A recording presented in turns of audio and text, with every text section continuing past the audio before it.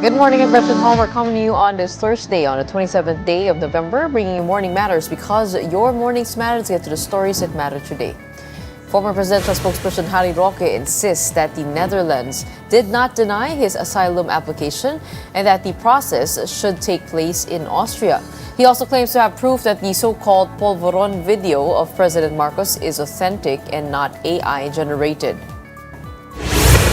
The flood control controversy widens as 8 lawmakers are now recommended for plunder, graft, and bribery charges before the ombudsman. Authorities say they're only the first wave, as up to 15 more so-called contractors remain under review. And the trillion peso march movement is set to stage its biggest anti-corruption rally yet on November 30, with organizers now ironing out final preparations for the event. Welcome to our program, Morning Matters, where we talk about the issues you need to know for the rest of your day. Now, first on the agenda. Former presidential spokesperson Harry Roque clarified that the Netherlands has not denied his asylum application. He also claimed he has evidence and an expert witness to prove that the controversial Polvoron video is authentic and not AI generated. Here's the report.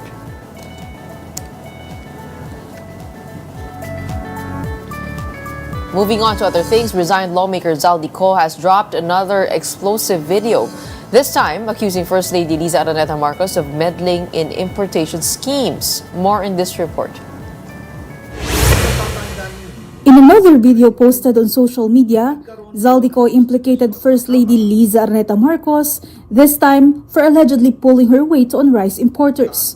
The former congressman on the run cited supposed data from Agriculture Secretary Francisco Tiu Laurel Jr. himself. Co claimed that in 2024, he requested then House Speaker Martin Romualdez to investigate skyrocketing rice prices. But Congressman Sandro Marcos allegedly called Romualdez to nip any probe in the bud upon the orders of his father, the president.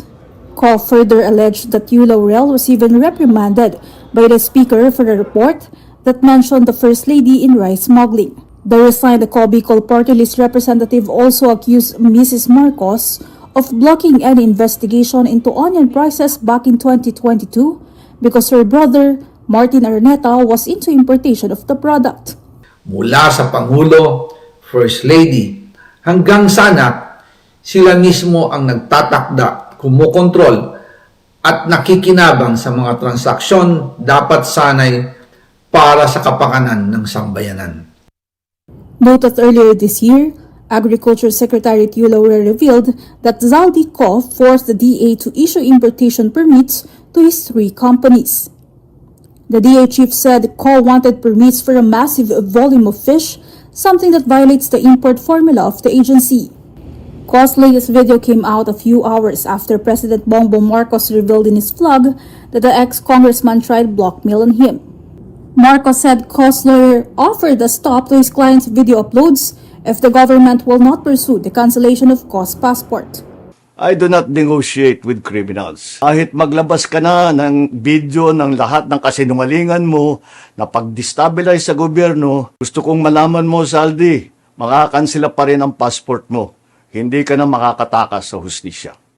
Co's lawyer attorney Rui Rondain was quick to call the president's statement, quote, completely untrue. Rondain said he never spoke to anyone about Co's videos and passport. Prior to this, Zaldi Co also released a letter he claimed to have written President Marcos in February this year, calling for scrutiny of insertions in the national budget.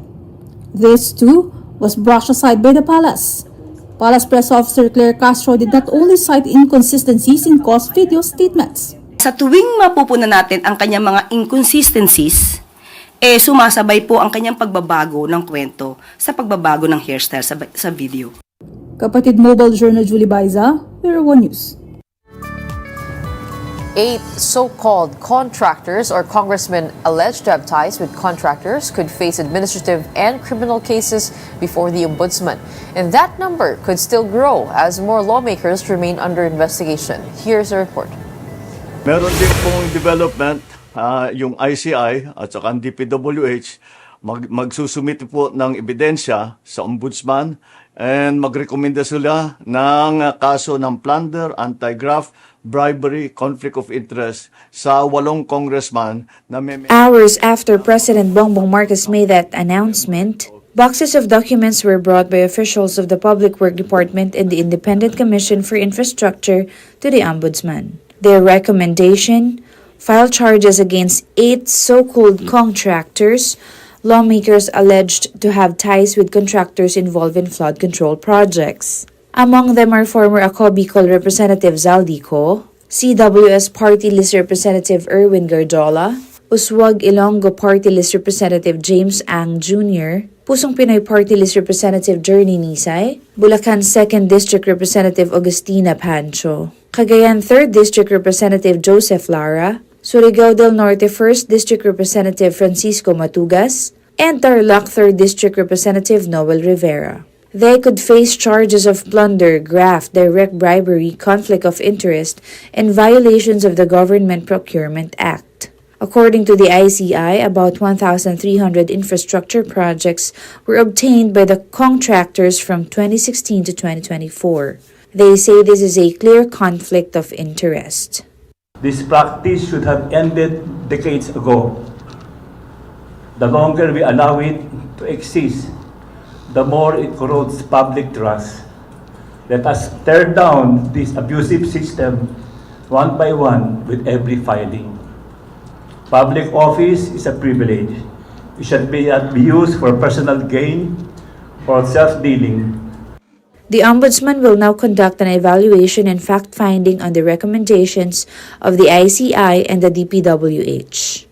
According to Ombudsman Boying Rimulya, they are also looking into another 12 to 15 contractors. More than 10% of the House of Representatives is now under investigation for alleged anomalies in flood control projects. Madidisrupt talaga ang Congress dito. Masakit yan kasi nga, sinabi ko na sa inyo dati, this entails a lot of personal sacrifice. Kasi friendships are lost, marami hong nagagalit, marami nagtatampo. And then even my children are affected.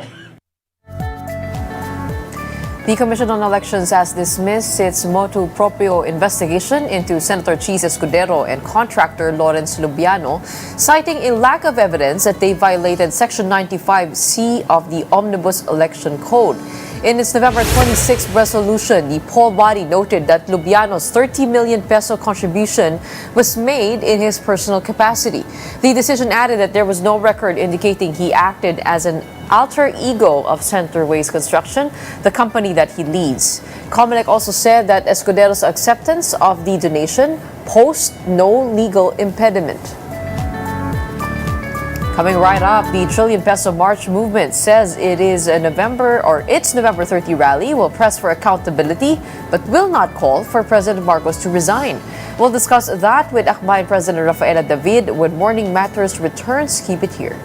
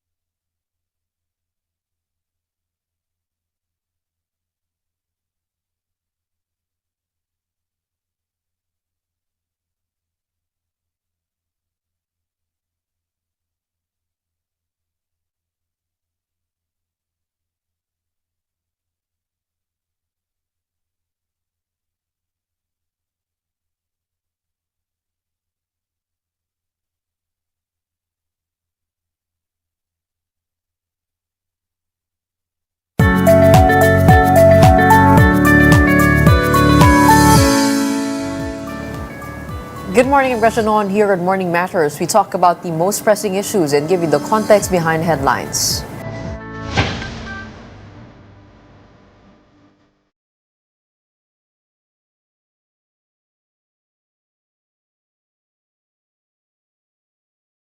The trillion peso March movement is set to hold another rally against corruption on November 30. Organizers assured the public that they are coordinating with the Quezon City local government and the Metropolitan Manila Development Authority to ensure proper security measures during the event. Now, the rally will run the entire day and feature programs by labor groups, an interfaith segment, and performances by various local artists. Organizers also emphasized that the protests will not call for the resignation of President Bongbong Marcos. And to talk more about their final preparations for the November 30 protest, we have Rafaela David, President of Akbayan, joining us this morning. Magandang umaga. Welcome to Morning Matters. Good morning, Gretchen. Good morning din sa mga tagapanood natin ngayong umaga. So Akbayan is not calling for the resignation of President Bongbong Marcos. Just to confirm with you on that, and where are you, is your group on the transition council that is being proposed and tossed around? No? Kami po sa Akbayan, kasama na rin yung mga miyembro at gayon din iba't ibang kabahagi ng trillion peso march. United po kami sa panawagan. Now, we will go where the evidence leads. Kung ang ebidensya will clearly show sino ang pinakasangkot dito sa issue na to, we will call for the necessary accountability measures that is warranted. Halimbawa na lang yung mga paratang ni Zaldico, ang panawagan natin dyan, umuwi na siya at to take under oath yung testimony niya kasi mahirap naman kung sa TikTok lang at sa Facebook siya naglalabas and anyone can claim yung mga sinasabi niya and the allegations are serious. Pero klaro din sa atin sa Trillion Peso March na hindi lang ito usapin ng isa o dalawang pamilya kasi on the one hand, kailangan naman din talagang magpaliwanag at panagutin si Marcos doon sa kalakihan ng korupsyon sa ilalim ng kanyang administrasyon. Gayon din, hindi naman tayo papayag na ma-hijack ni Sara Duterte yung panawagan natin sa pananagutan. Ang klaro dito, hindi pwedeng bangayan ng Team Kadiliman o Team Kasamaan yung galit ng mamamayan. Kaya ang panawagan ng Trillion Peso March at kasama ang Akbayan dyan, konteryahin natin yung ugat ng problema. At ang mensahe natin sa November 30 ay end political dynasties. Kasi mahirap, parang naiipit tayo sa clan wars ng dalawang pamilya. Ang mahalaga, tingnan natin paano ba masusolusyonan once and for all yung corruption ito. Kasi mahirap kung paulit-ulit yung nangyayari, magbabago ng leader, pero ganun din yung modus operandi. So, we end corruption by hopefully ending dynasty and pass anti-dynasty bill. Gayun din yung panawagan po natin sa March ay talagang yung kaso. Kasi may mga nakita tayong developments. Especially may mga na-arrest na at ngayon din may several cases na nakasalang. We're hopeful na tuloy-tuloy ito. At sana ay, hindi lang sana yung mga dilis nga, sabi nila, hindi maliliit na mga DPWH personnel lamang or officials. Hopefully yung mga talagang pinakamatataas na accountable ay talagang tuloy-tuloy yung kaso rin sa kanila. Kaya mahalaga ang public pressure, mahalaga yung November 30, lumabas po tayo sa EDSA para ipakita na nagbabantay tayo para siguraduhin hindi ito for show lamang pero tuloy-tuloy ang pananagutan under the investigations ng ICI and other relevant agencies. So just to be clear, hindi po kayo para sa isang transition council? Tayo kasi we warn against possible extra-constitutional calls that will only benefit halimbawa, yung mga unelected junta at naririnig natin maraming nananawagan sa revolutionary government or civil military junta at tayo po ay naniniwala na ang kailangan natin gawin ay palakasin ang ating demokrasya, palakasin ang ating konstitusyon at kasama po dyan yung pag-i-ensure na we strengthen our electoral systems against political dynasty. Oo. Kahapon kasama namin dito si Bayan Chairperson Teddy Casino. Pinaliwanag niya itong Transition Council na pinapropose nila na posible naman daw na magawa yan legally. Kapag bumaba yung presidente at yung vice-presidente, magsabay sila. Tapos pwede raw mag-issue ng for example, the Senate President will head that Transition Council. Pwede mag-issue ng EO to form the Transition Council, composed of workers from different sectors, representatives from different sectors. Hindi po kayo naniniwala na posible yung gano'n? Paano kayo ayun ko yung Well, bukod sa ang daming nung senaryo na yon, magre-resign si Marcos, magre-resign si Sara, ay ang constitutional path, kapag nangyari yon, again, ang daming ang constitutional path ay magkaroon ng snap elections within 45 to 60 days. So, yung nakikita natin na Transitional Council, maraming mga tanong kasi, sino bang uupo dyan? At ano ang nagiging pamamaraan? So, yan ba ay elected? Or yan ay pipiliin lang ng ilang mga tao? So, ang daming mga question and it will open us to a risk of an unelected council. At yun na nga, lalo na kung merong mga military adventurers na gusto pang i-hijack yung galit ng mamamayan, parang ang daming pwede at posibleng mangyari doon sa senaryo na yan. Ang nakikita natin, instead of risking our democracy and our constitution, kailangan palakasin natin yan. Kasi kung halimbawa gusto nating tanggalin ng isa o dalawang pamilya, pero paraan para lahat ng political dynasties ay ating once and for all matuldukan lalo na tuwing election, and that will open up our elections to ordinary citizens, to people who want to engage in governance. Kaya kung tutuusin, ang pinakamadali at transformative na way forward ay finally, magpasani tayo ng anti-dynasty law. Kasi sila naman yung nandyan sa posisyon na nangungurakot at nagtatakip sa mga pangungurakot ng kanilang kamag-anak. At nasa konstitusyon natin yan. At meron tayong unique opportunity na i-pressure ang ating Kongreso, Senado, na nagsabing bukas sila sa isang anti-dynasty legislation. I-put natin itong clear path forward para sa pagbabago sa Pilipinas. Speaking of political dynasties, talagang matingkad ang problemang yan. Lalong-lalo na dito sa kinakaharap sa mga investigasyon. We have the president, of course, he is, in terms of command responsibility, the highest in the accountability chain. And you have his cousin, Martin Romualdez, involved dito po sa probe na ngayon ay sinasabi nitong umaga lang ni DPWH Secretary Vince Dizon na meron pong recommendation of plunder, graft, and indirect bribery charges against him. But they all say the same thing. We will go where the evidence leads. And you also mentioned that same line, we will go where the evidence leads. Ibig sabihin, tiwala po kayo na kaya imbestigahan ng isang presidente yung kanyang kapamilya in the same way that the people under him that he assigned, tiwala po kayo na magkakaroon tayo ng patas na investigasyon kahit na pamilya na yung involved here, including his own son, si first son, Sandro Marcos. Yun ang test na kailangang ipasa ng administrasyon na ito, na dapat walang pamilya pagdating sa investigasyon, no sacred cows, no cover-ups. Pero yan po, hindi ibibigay yan sa atin ng ICI o Malacanang. Kailangan po natin i-pressure na siguraduhin nila na talagang siniseryoso nila yung investigasyon na ito at hindi makakatakas yung ilang mga kapamilya nila.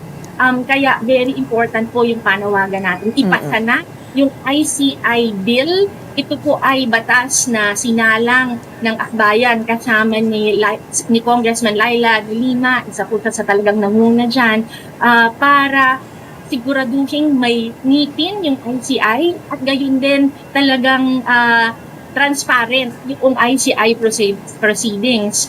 Kaya very important, bantayan po natin ito. At yung pronouncement na pati si Martin ay may recommendation na mag-file ng case daw, ay dapat siguraduhin natin hanggang sa finish line, umabot yung mga filing of cases na yan. Kasi kung hindi, baka mamaya akala natin ay may case na at gumugulong, yun pala ay natutulog sa pansitan. So, very crucial at this point. Hindi yan ibibigay sa atin on a silver platter. Kailangan nating mas maging mapagmatsyag and to be vigilant in the face of all this. To be very clear, no, this is all within the same system that has allowed, the same broken system that has allowed corruption to fester from different sides, no, and your group is still believing in that system na kaya pang ayusin ito. No, actually, Gretchen, yun nga rin yung mensahe natin. Broken ng system, paano natin siya ita-transform?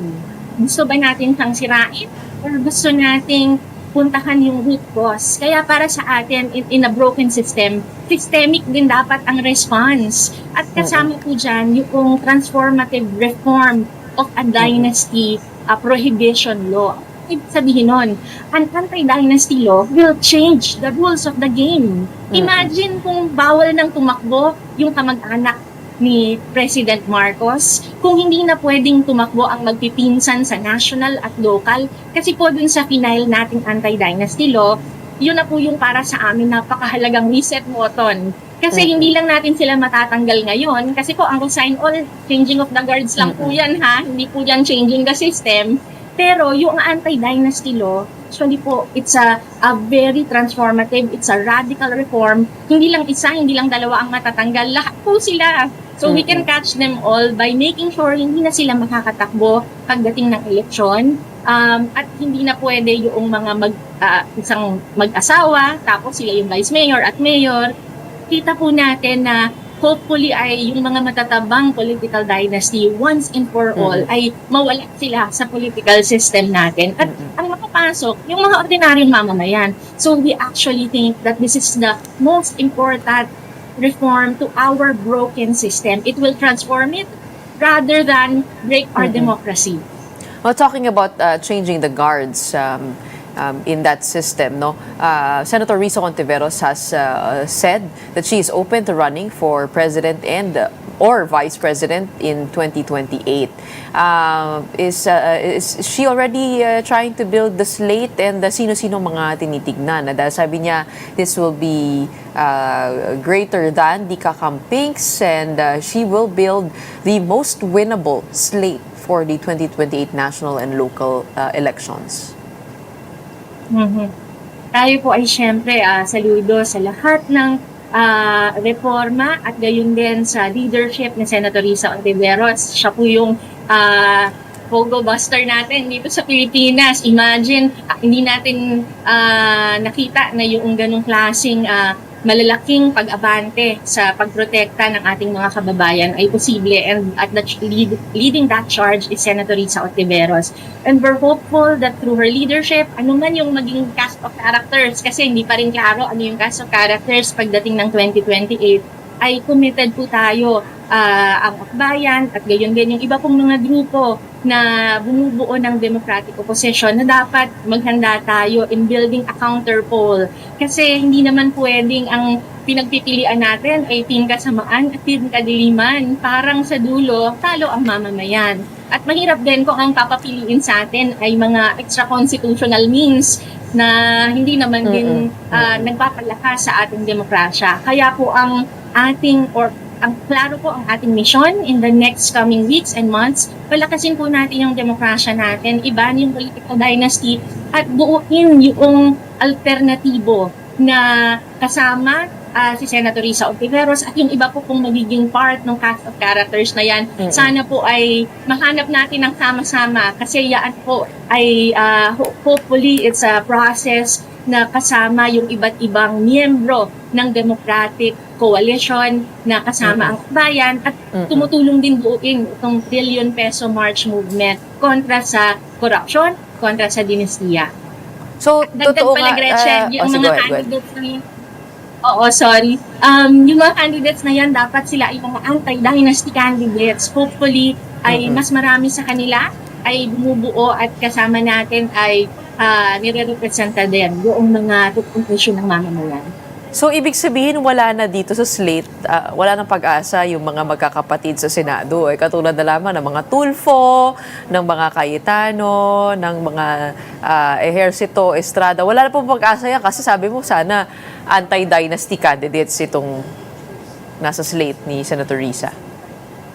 Well, ang sabi nga natin, sana mapasa na yung anti-dynasty law para in the first place that dilemma will not be part of our calculation. Kasi sa totoo lang, hindi naman talaga dapat family franchise ang posisyon. Ang hirap, may mga tatlong magkapatid, magkamag-anak sa Senado pa lang. Isipin natin sa lahat ng mga local governments, ganyan din. Kaya very important ipasa yung batas na to, and hopefully when we create our slate going to 2028 ay talagang they represent the people, not their family interests. Okay, so ngayon hindi pa sila out kasi kasama pa sila sa calculation kasi wala pa yung batas eh. Oo. Well, basta sa atin, ang klaro, united tayo sa mas malalim na demokrasya para sa mamamayan. Nagsisimula na ba mag-organisa si Senator Risa para sa 2028? Well, klaro naman sa akin, hindi tumigil si Senator Risa palakasin ang Democratic opposition in the Philippines at nakasama natin siya in multiple rounds sa iba't ibang electoral battles at tuloy-tuloy naman yung pagpapalakas ng Democratic opposition na kahanay natin. Okay. Si former Vice President Leni Robredo has clarified that she's not going to the trillion peso march. Is that correct? Do we confirm that even in the Naga chapter of this rally? Kung tama po yung aking huling balita, mukhang sa Naga ay sasama po si Mayor Leni, pero mas maganda sigurong tanungin din yung kanyang grupo about that. That being said, ang trillion peso march po ay nationwide. Hindi lang po ito sa EDSA People Power. Meron po tayong around 100 areas na kasabay, o yung iba po baka mauna, na magkakonduct ng kanya-kanyang trillion peso march movement nila. Which means, kung saan man po sumama si former VP Leni at gayon din yung iba't iba pang mga kababayan natin, kasama po natin sila sa ating pagtindig at kaisaang diwa ng trillion peso march. Okay. Posible bang makita natin magsanib puwersa itong si former VP Leni at saka si Senator Risa? Mas late na yun. Well, magkasama naman po for the longest time ang ating mga hanay. At alam ko po, sa dulo, magkakasama pa rin tayo hanggang 2020. Wala namang rivalry kasi syempre, kumbaga, sa torchbearer, di ba? Iisa lang yun eh. Naku po, yung mga nakikita natin online, baka kailangan po natin i-review, pero ang klaro sa atin, united po ang mga kasama natin in the democratic movement, at ngayon habang nag-deliberate, ano yung pinaka-best na path to victory going to 2028 ay magkakasama po din natin sasagutin ano yung mga next steps para siguradong hindi na kailangang mamili ng tao bayan sa mga false choices na hindi naman talaga sila ipapanalo pagdating sa gobyerno. You mentioned 100 areas for the trillion peso march, but the main rally will be in the People Power Monument. Tama ba? Or kasama ba under that umbrella yung mangyayari sa Luneta? Oo, yung main event natin ay yung nasa People Power Monument sa EDSA. At ito po yung grupo na nananawagan laban sa dinastiya para mahawakan natin korupsyon. Isang transformative reform na we hope will pass in the next few months. Sana ito na yung pamasko sa atin ng Kongreso at Senado at vote against their family interest. Siyempre, kailangan i-pressure natin sila doon. Siyempre po, may mga iba't ibang grupo pa na mag-organize ng kanilang mga events, and we respect all groups na baka iba po yung panawagan sa panawagan natin. Pero sa dulo, alam naman natin na kaisa natin laban sa korupsyon at sa pang-aabuso sa mga Pilipino. So iba, hindi kasama yung nasa Luneta dito sa trillion peso march movement? It's a different coalition po that's Okay. calling for it. Sa dulo, alam naman natin, may pagkakaiba man yung ating mga posisyon at the moment. In terms of moving forward, lahat naman din po ay nakikiisa na tayo ay against corruption. Sino ang kasama ng akbayan dito sa Trillion Peso March? Kasama po natin dito, we're happy to be joined by the leadership of the Catholic Church. Makikita po natin, maagang makakauwi si Cardinal Ambo, who will be concelebrating the Mass with other bishops. Gayon din po ay kasama natin ang iba pang part ng democratic movement, kasama dyan ng Tindig Pilipinas, labor groups. Ang November 30 po kasi traditionally bilang Bonifacio Day ay pinangungunahan ng mga kasama natin sa sektor ng asahanay ng manggagawa. So yung nagkaisa labor movement will be joining us. And of course, other people's organization under Kalipunan, ay Defend. At nabanggit ko nga po kanina yung Tindig Pilipinas na koalisyon din ng iba't ibang koalisyon, civil society groups. Tapos may mga youth organizations din po tayo. Shout out sa Youth Against Corakot at sa Samahan ng Kabataang Lumalaban, SKL, at iba pa pang mga grupo na bumubuo ng ating Trillion Peso March Youth Movement. May na-confirm na ba na artist who will be there? Makakasama po natin sila Miss Universe, Catriona Gray. Ang kasama rin po natin tutugtog si Ben and Ben. At gayon din si Elijah Canlas will also be delivering a message. Gusto nga po namin magpasalamat. I'll take this opportunity sa Ben and Ben kasi meron silang isang important event that they, na hindi na nila makapupuntahan para sa pagtindig kasama ng bayan. Wow. Oo. Okay. And then huli, I just want to clarify, no, kasi sabi ni Teddy Casino kahapon, sa rally daw ng Trillion Peso March sa People Power Monument, hindi raw pwede magsabi na or mag-call for resignation. Is that true? Well, ang klaro po sa amin, united yung mga kasama sa Trillion Peso March sa pananawagan na panagutin lahat and sisiguraduhin natin na at again, ang panawagan natin, this is not a simple changing of the guards. Importanteng baguhin ng sistema, ipasa ang anti-dynasty. Siyempre po, malaya ang mga iba't ibang grupo. Kung meron pa silang ibang mga panawagan, klaro lang po ang ating unity sa Trillion Peso March na we want to strengthen our democracy and we want to protect our constitution against hijacking ng mga undemocratic forces.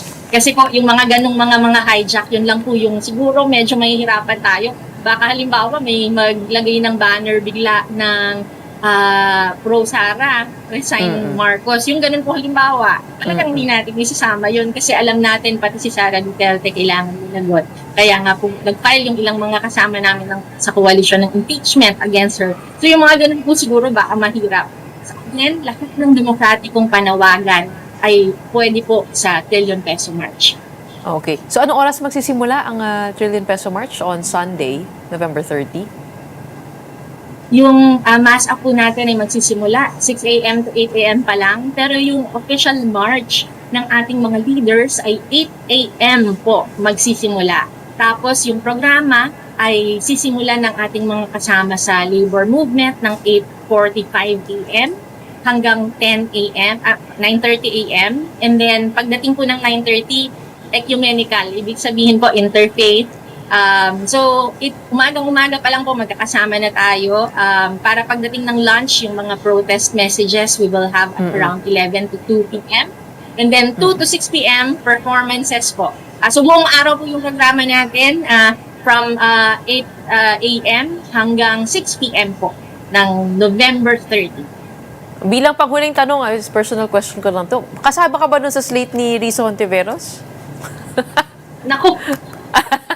Ngayon po ang klaro sa atin, palakasin natin yung mga hanay ng people's organization. So, dun po muna tayo tututok sa mga susunod na buwan. November 30 muna, bago yung 2028. In the meantime, maraming salamat, Rafaela David, for answering our questions right here on Morning Matters. We have the President of Akbayan inviting everyone to come over to the Trillion Peso March movement, a call against political dynasties and corruption, beginning 6 in the morning for a mass and then the 8 a.m. march. Okay, maraming salamat again for telling us all about that. Rafaela, thank you for your time. Thank you, Gretchen.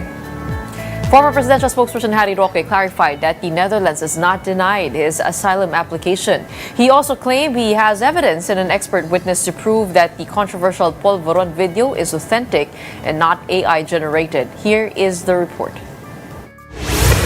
Former presidential spokesperson Harry Roque clarified that the Netherlands has not rejected his asylum request. According to Roque, Dutch authorities informed him that his application must instead be processed by Austria, the country that issued his visa. He was instructed to present himself there by December 10 and noted that if he remained in the Netherlands beyond that date, the Dutch authorities would have been obliged to process his asylum. It is not a rejection.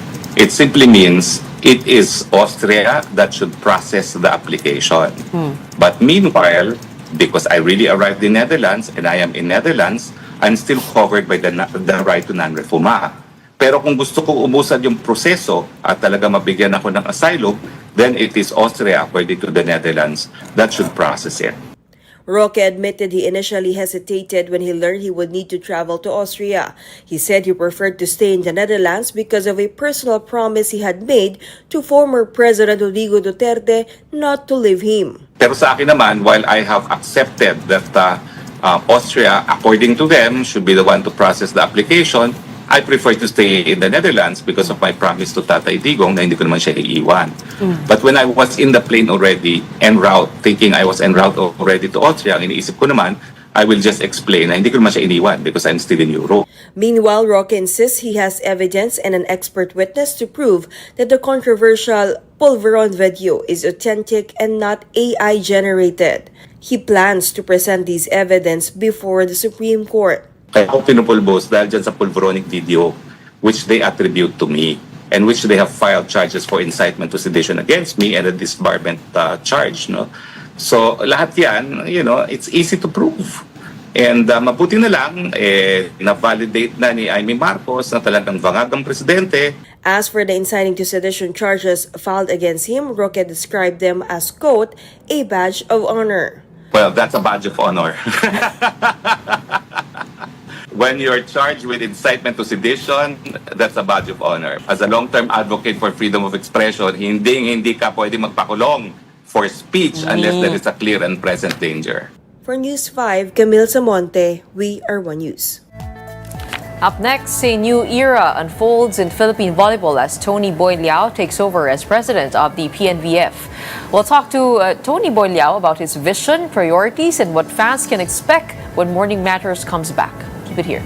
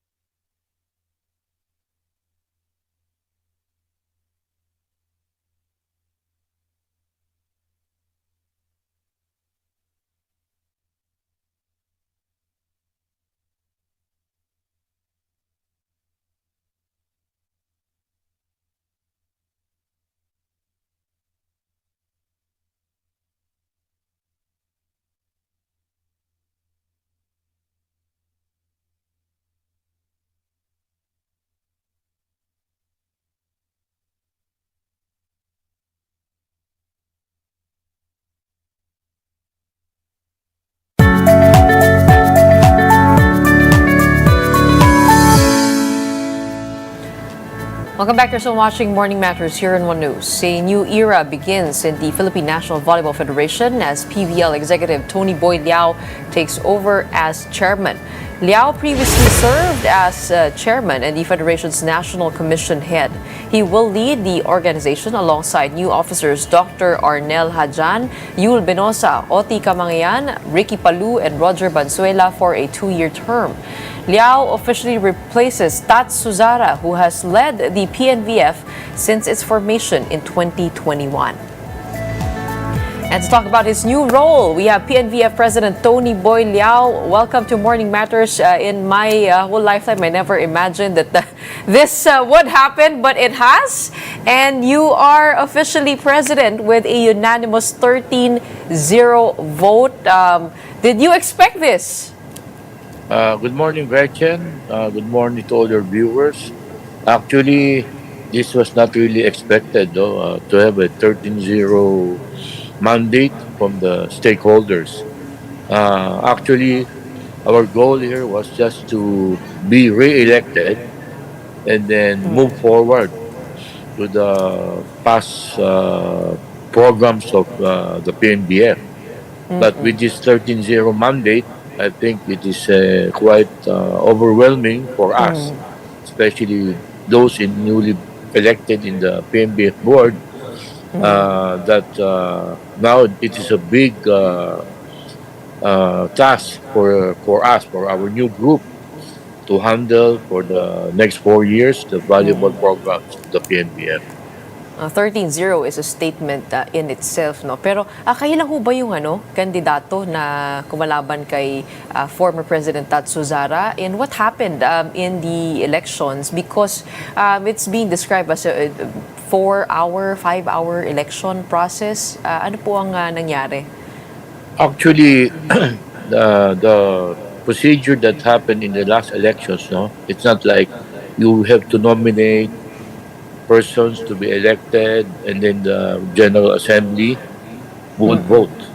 But this time around, what they made was all the stakeholders who were present can be elected upon. So meaning to say, 47 stakeholders could be elected, no need for nomination. Automatic, the 47 stakeholders were nominated. So the stakeholders voted 13 board members in their ballots. So after the election, they cast the ballots and then they called on each ballot, name who were elected, and then they came out with the top 13 voted board members. So that made up the 13 executive board members. And from the board, doon na lang po pipili ng president? Yes, and then from the board, we among ourselves, right after the election, we elected the chairman, the president, the vice president down the line. So that made up the executive board. Okay. So, pero yung 13-0, ibig sabihin, nagkakasundo po lahat na kayo po ang magiging presidente, no? So, mayroon po bang mga usapin prior to the General Assembly na, Sir Tony, kayo po yung gusto namin? And why do you think you were the chosen one? Actually, okay, if you would recall, we had this World Championship in last September. Yes. And then, actually, the term of the past executive board was to expire, last January 2025. There was supposed to be a General Assembly to be called on January 2025. But when we had that executive board meeting last January 2025, so someone from the board requested kung pwede, we'll just have the General Assembly after the September World Championship. Which it was approved by the executive board that we will have it October 2025. So during the World Championship, when we called for a executive board meeting that was last September, we decided to have it November 30 2025. So it was already approved that the General Assembly for the new year or the new term would be on November 2025. But dito sa atin wala talagang magiging permanenteng dates. So their group, okay, we need to say the present group of Ramon Susara decided to have the General Assembly on November 21, 2025. So that's when we had it. Okay. Sino po ang nag-udyok sa inyo na, na you could be PNBF president? Sabi niyo nga po, this is, everybody's automatically nominated, no? Pero 13-0 in your favor. Who was talking to you beforehand na you could be elected? Actually, when we had that September 2024 drawing of lots in Soler Club, in Soler Resort in Parañaque, right after the drawing of lots, we had an executive board meeting. And then Mr. Susara said that I should step down already when we have the General Assembly because of he being to be elected the ABC president and then at the same time executive vice president for FIBB. So he told the group, okay, I have to step down because I will be very busy. So from among yourself, maybe you can choose already who could be the person who would replace him. So wala pang naging meeting, wala pang naging usapan kung sino pwedeng pumalit. So Mr. Palu asked me, Ricky Palu asked me, why don't you be the president? Sabi ko, pwede, basta gusto ng grupo. Siyempre, pwede ko sabihin gusto ko maging presidente kung hindi naman ako iboboto.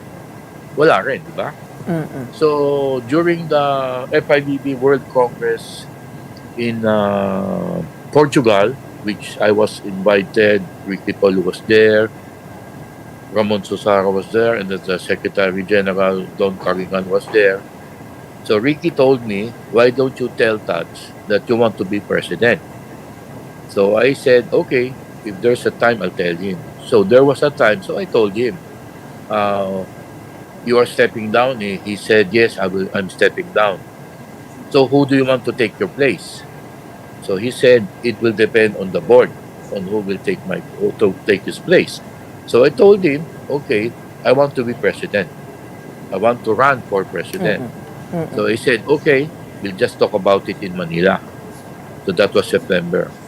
When we returned to Manila, October, November, dumaan, December, we never talked about it. So nung December, Christmas party ng PNBF sa aming office sa Bonnie Prime, I was there, they invited me. They invited all the other board members, but they were not able to come because that was already December, busy na. And some of them will be coming from the provinces. So I was there. Mr. Pulu was not able to come because he also came from another Christmas party. So I asked them, what will happen in our coming election this January 2025? So are we pushing to with the General Assembly? Because I want to run for president. So sabi nga, let's just talk about it sa January executive board meeting. Nag-end po yung term ni Tats Susara in short. Actually, because he wants to focus on terms ended December 31, 2024. But because he is in the global stage already, hindi niya na po kayang i-handle ito. Wala naman ho, because hindi naman po lingid sa kaalaman ng publiko na nagkaroon po ng konting I guess conflict over the licenses of the imports recently with the new PVL, and you also serve as chairman. Wala naman ho parang animosity between you and the former president? Na actually yung ITC itself, that was actually yung sabihin natin naging problema. Kaya siguro madami ng mga nagtatanong sa akin, anong nangyari, bakit anong problema with the ITC? Yung may import mga nagtanong nga sa akin, ano ba ang problema? Is it the PVL, the PNBF, or Tatsuzaka. Imagine he was being singled out as one of the problems. So sabi ko, actually, with PVL and the other club teams, kasi the ITC, this is how it works, no? Let's say there's an import who's coming in. Yung import has to certify, kasi there's a form from the FIBB, has to certify her interest to play. So she will sign, her club team will sign, her volleyball federation should sign. Pagdala ng form sa amin, yung ITC form, the club team that would accept her would sign, and then yung PNBF would also sign. So lahat yan nakapirma dapat, and then before we could send it to FIBB. So hindi po pumirma? So parang tinitignan mo, it was only 80% signed. So for it to be 100% signed, PNBF being the federation where the foreign player and the PBL is affiliated, should sign it para ma-approve ng FIBB. But the problem, nagkaroon ng hold. Hindi niya pinipirmahan. Sir Tony, Kaya, okay. nagka-problema. I'm aware of those issues, pero one thing I'm interested in is what you mentioned in another interview about you looking into the finances of the PNBF. There seemed to be, at first glance, overstaffing and overspending. Could you describe more of that, and what changes, immediate changes, can we expect under your leadership? Okay, I've been part of the last board. So, nakikita namin talaga ang daming tao. Every time there's an event, overstaff. Just imagine if we will have a BDT tour, that's a beach volleyball pro tour organized by the FIBB. So we used to host legs of that one. Yung kanilang staff, siguro mga 50 to 100 people. So, sabi namin, 50 to 100 people, you will be giving them meals, you will be paying them allowances per dime. So, talagang it's overstaffed to the point na every time we organize a BPT, we lose money. I don't think if ever, kasi since the beginning we were at the PNBF, I think we already organized around 3 or 4 BPTs. We never made any money. Talagang loss. So sabi what are you namin, planning to do to have more transparency and accountability? Okay, when you organize a BPT, so you pay for prize money. This is double gender. So you have to come out with prize money for men and women. Ngayon, there are different kinds of BPT. There's what you call the future, which the prize money is only 5,000 US per gender. Ngayon, if you say challenger, ang prize money nagiging $10,000 each per gender. So that's $20,000. So, saan mo kukunin the $20,000? So, siyempre, you have to ask for sponsors. Usually, it's Rubisco. Because Rubisco is very active with beach volleyball. So, and then you have to pay for the hotels of the officials, yung FIBB officials, yung FIBB referees. So, yung technical officials. So, siyempre, because this is being held in Santa Rosa, you don't expect them to go back and forth Manila and Santa Rosa. So, nakatira sila sa Laguna, Santa Rosa. So, ibibilit mo din ng hotel. So you feed them, you give them per dime, you give them allowances. So all of this, if you will add it up, talagang kapos. Kasi if you don't get a sponsor, abunado ka na naman. Oo, pero ano hong pagbabago ang gagawin natin? We do know ito po yung mga problema. What are you planning to institutionalize? And also, what can we expect from you? What will your focus be on in the next 2 years? Okay. First of all, we had a courtesy call yung board, no? Unfortunately, hindi kami kompleto kasi some of the people from the provinces cannot make it because of their previous engagement, we had a courtesy call kay PSC Chairman Pato Gregorio. So, tinanong din niya sa amin, tinanong sa akin, ano ba ang plano niyo? So, sabi ko, Chairman, the first focus is to have a unity. We will try to unify all the stakeholders. 47 stakeholders. Siyempre, yung 47 stakeholders during the draft General Assembly didn't vote for us. Hindi majority. Yes. So what we want to happen now is to unify everybody for one valuable community, one valuable family. No? Tapos na yung election eh. Nagsalita na yung balota kung sino dapat ang nakaupo. So dapat magsama-sama na kami para for one volleyball. Yung FIBB, when they were here last September, signed a contract with PSC Chairman, yung FIBB 7-year program. Tinanong nga sa akin yung Chairman, will you follow that 7-year program? Sabi ko, definitely, Chairman. Because that's a very good program. That 7-year program, it would involve grassroots, the Alas Pilipinas teams, meaning to say men, women, beach volleyball, the underage teams, and the future FIBB events to be held in the Philippines from 2026 to 2028. So, yan ang programa. Kasi so I asked the chairman, Chairman, how come it's a 7-year program? Because ang aming term is only up to 2028. That's only actually supposed to be 4 years, 3 years na lang. Sabi nga, the reason why it's a 7-year program, because FIBB is looking forward to 2027 Brisbane Olympics. Gusto kasi niyang FIBB na magkaroon ng isang Philippine team in the Olympics. Okay. So tutulungan niya ang Federation of Pilipinas, actually the Philippines as per country, to qualify in the Brisbane Olympics, which is very good. So sabi ko nga, bakit naman kami na new board, bakit namin hindi susundan yan, di ba? Kasi it is a very good for volleyball. Na the Philippines, maybe for the first time, I don't remember if the Philippines, any team, men or women, has ever played in the Olympics. So this is really very good for Philippine volleyball and for the Philippines.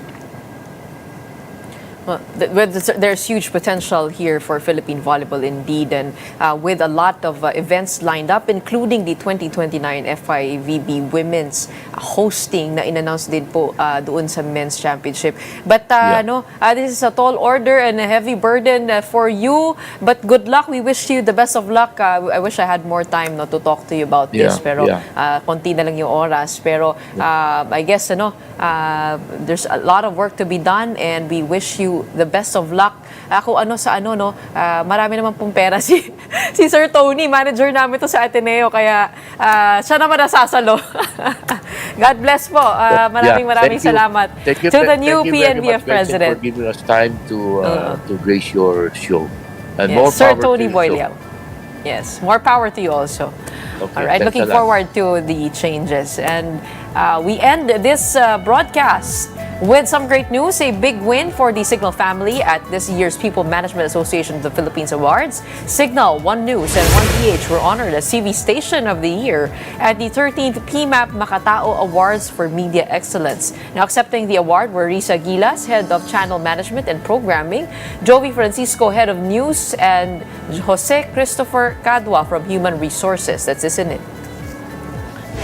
It was a challenging and hectic past year for us, all of us, in the industry because of the elections, the Hague, the Vatican, and the corruption issues in government na patuloy nating binabantayan. But we will continue delivering fair and needed content. So thanks, PMAP, for the recognition. And that wraps up today's episode of Morning Matters. We hope we've given you the right start to your morning. Let's go ahead and make the day matter. My name is Gretchen Ho, kapatid. We are One News, all sides, all the time.